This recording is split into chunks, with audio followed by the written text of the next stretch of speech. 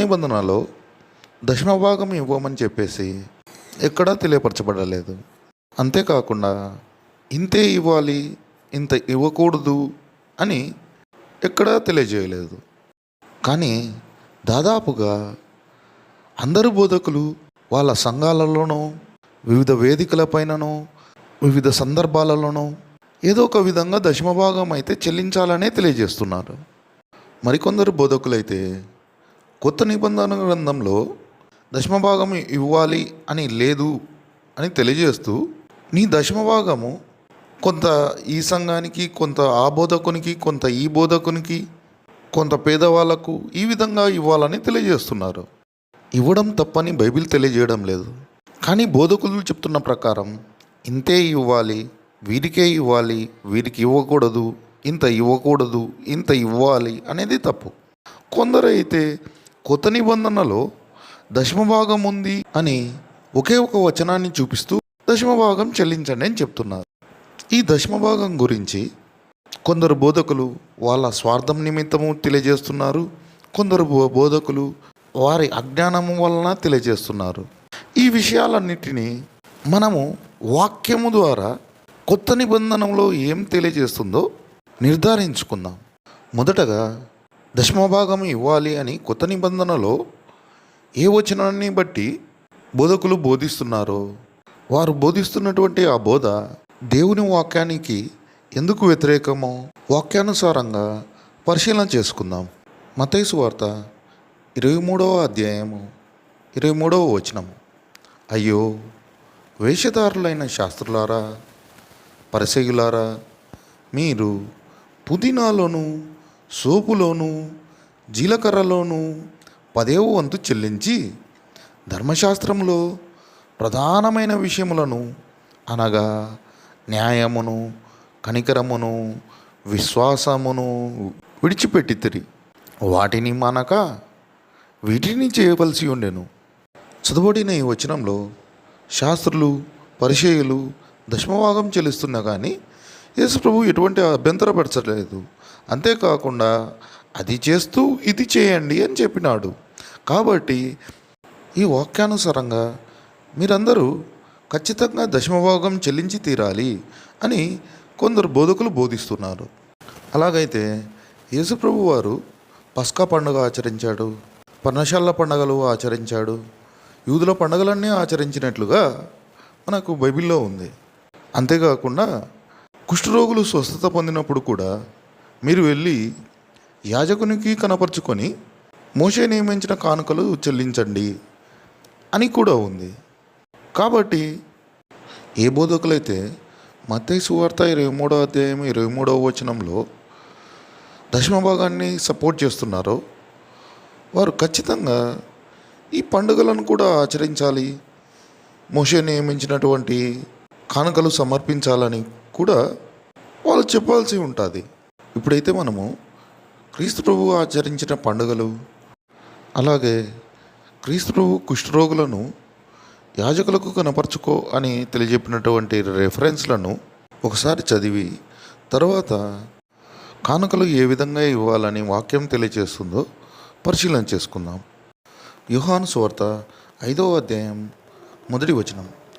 అటు తర్వాత యూదుల పండుగ ఒకటి వచ్చెను గనుక యేసు యెరూషలేమునకు వెళ్ళెను. యోహాను సువార్త 7వ అధ్యాయం 2వ వచనము, 8, 14 వచనాలను పరిశీలన చేద్దాం. యూదుల పర్ణశాల పండుగ సమీపించను గనుక 8వ వచనం. మీరు పండుగకు వెళ్ళుడి, నా సమయం ఇంకనూ పరిపూర్ణము కాలేదు కనుక నేను ఈ పండుగకు ఇప్పుడే వెళ్ళనని వారితో చెప్పాను. 14వ వచనం. సగం పండుగ అయినప్పుడు యేసు దేవాలయంలోనికి వెళ్ళి బోధించుచుండెను. అంతేకాకుండా మత్తయి సువార్త 26వ అధ్యాయంలో కూడా తన శిష్యులతో క్రీస్తు ప్రభువు పస్కా పండుగ ఏ విధంగా ఆచరించాడో మనందరికీ తెలిసిన విషయమే. క్రీస్తు ప్రభు వారు ఈ యూదుల పండుగలన్నిటినీ తానే స్వయంగా ఆచరించాడు. కాబట్టి ఏ బోధకులు అయితే మత్తయి సువార్త 23వ అధ్యాయం 23వ వచనంలో యేసు ప్రభు వారు దశమ భాగాన్ని సపోర్ట్ చేశారని తెలియజేస్తున్నారో ఆ బోధకులు క్రీస్తు ప్రభువు ఆచరించిన ఈ యూదుల పండుగలను ఆచరించాలని ఖచ్చితంగా తెలియచేయాల్సి ఉంటుంది. లేదంటే కొత్త నిబంధన గ్రంథంలో ఖచ్చితంగా దశమభాగమే చెల్లించాలని లేదని వారు ఒప్పుకోవాల్సి ఉంటుంది. ఇప్పుడు క్రీస్తు ప్రభు వారు కుష్ఠరోగులను మోషే నియమించిన కానుకలను సమర్పించమని ఎక్కడ తెలియజేశాడో ఒకసారి చూసుకున్న తర్వాత మీరు చెల్లించవలసిన కానుకలు ఏ విధంగా ఉండాలని బైబిల్ తెలియజేస్తుందో పరిశీలన చేసుకుందాం. మత్తయి సువార్త 8వ అధ్యాయము 3-4 వచనాలు. అందుకు ఆయన చెయ్యి చాపి వాని ముట్టి, నాకిష్టమే, నీవు శుద్ధుడవు కమ్మని చెప్పగా తక్షణమే వాని కుష్ఠరోగము శుద్ధి అయ్యాను. అప్పుడు యేసు, ఎవరితోనూ ఏమీ చెప్పకు సుమి, కానీ నీవు వెళ్ళి వారికి సాక్షాత్తమై నీ దేహమును యాజకునికి కనకపరుచుకొని మోషే నియమించిన కానుక సమర్పించుమని వానితో చెప్పాను.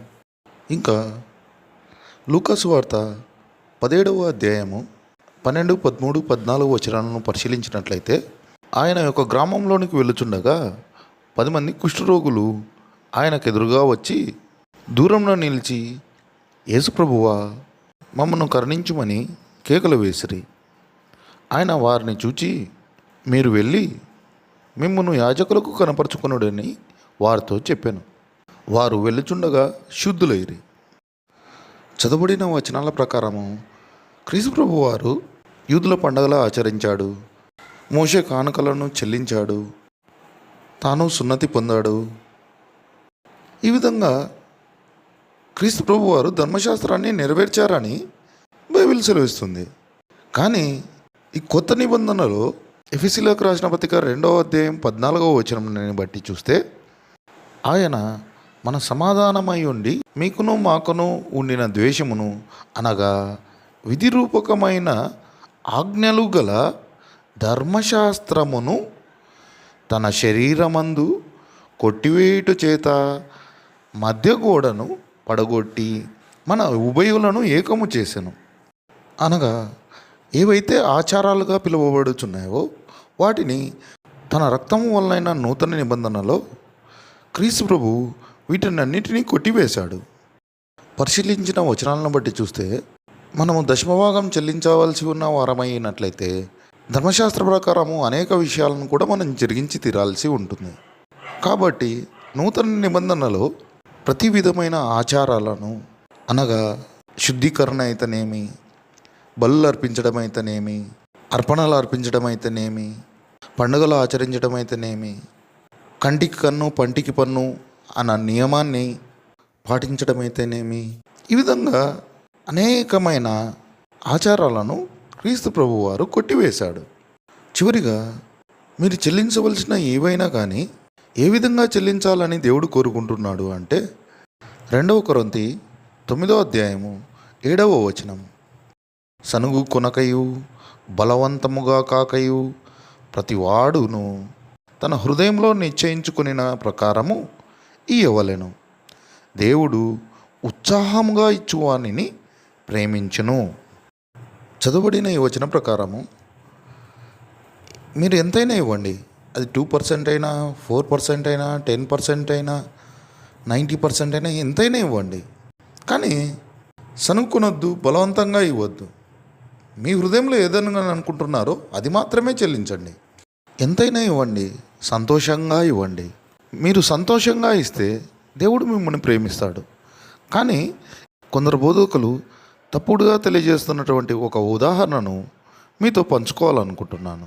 అదేమిటంటే, కాల్గేట్ కంపెనీ ఆయన 90% దేవునికి చెల్లిస్తాడంట. సంతోషం. ఉదాహరణకు ఆయన ఆదాయము నెలకు 1000 కోట్లు ఉండి ఉండొచ్చు. అతను 90% అనగా 900 కోట్లు చెల్లించిన 100 కోట్లు అయితే మిగులుతుంది. అదే ఒక కూలీ చేసుకునే అతను ఆ రోజుకు అతనికి వస్తున్న డబ్బు ఆ రోజు తినడానికి కూడా ఒకసారి మిగులుతుంది, ఒకసారి మిగలదు. అటువంటి అతను కూడా దేవుడు కానుకలు సమర్పించాలని కోరుకుంటున్నాడా? అటువంటి నిబంధన ఏమి కొత్త నిబంధనలో లేదు.